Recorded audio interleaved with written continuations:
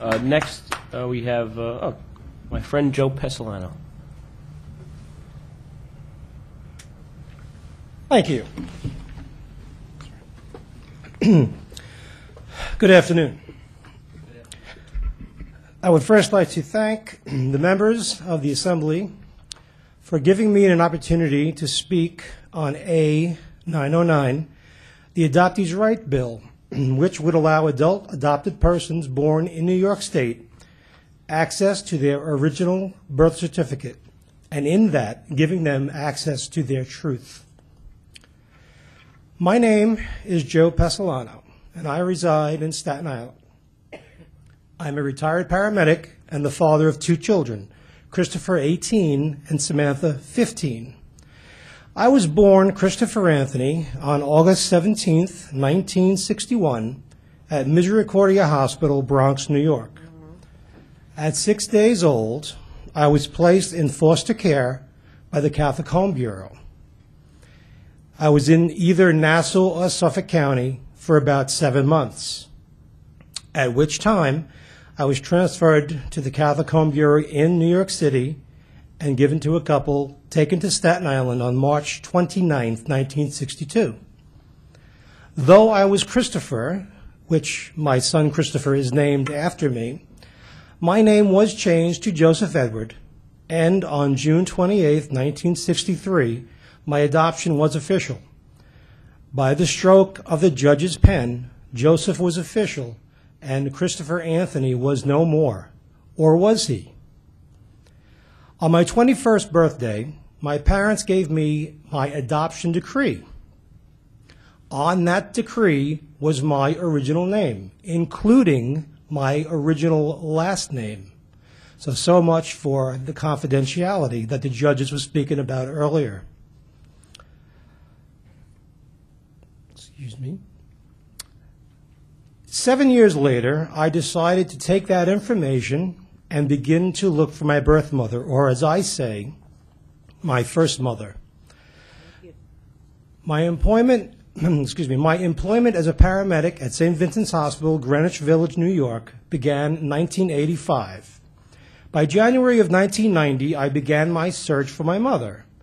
It took all of 4 months to find her, and in the same day, I found my father. In one day, both lived in Greenwich Village. I met my father within 4 days, and he still lived in the village at that time.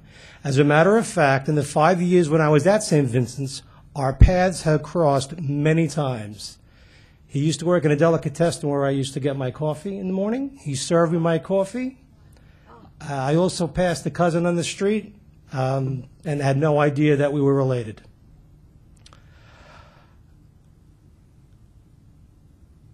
Excuse me. Due to health issues, my father is unable to be here today. However, my aunt has submitted a letter, and I will read that on his behalf. As for my mother, she and I have met, and we do have a relationship. The irony here is that if I was never officially adopted, and if I was left in foster care, raised by foster parents, I would be Christopher today. My name would never have changed, and therefore I would have my original birth certificate. I now have my truth and my history, and my children have that as well. I was extremely lucky, and I was blessed that I had certain information that was not in any way locked away. Were you aware, and I'm sure after today's testimony you are, that 95 to 98% of birth moms want to know what happened to the children that they relinquished? And remember, you cannot have adoption without relinquishment. And in addition, there was never a promise of anonymity. Please, I ask you, please stop these archaic and medieval laws that are preventing adopted persons of learning their truth, their genealogy, and their medical history. Please stop adoptees from having to spend thousands of dollars to find out information on themselves. I thank you for your time. And now I'll read one letter from Jacqueline DiCarlo, my aunt. Before my long-lost nephew, Christopher DiCarlo, a.k.a. Joseph Pessalono, came back into our family life, I always had an unexplained emptiness in my being. I knew my brother had a son that was given up for adoption by the baby's mother. Because of circumstances beyond my brother's control and our family, we were deprived of keeping this child.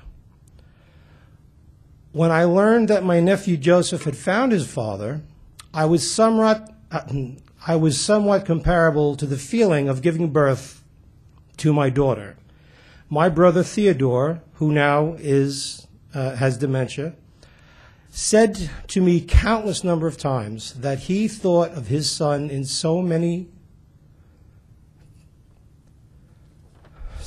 times throughout the years. And he had hoped, that one day he would meet his son, his only son, because his wife could not conceive. Through no fault of my nephew Joseph, for the longest time he was deprived of knowing his roots and family genes. I am certain he could not feel whole, being deprived of knowledge of his biological father and mother. By withholding my nephew's birth certificate, I feel he was and is stripped of his birthright and his identity. Why should a child be deprived of his birthright by withholding his birth certificate?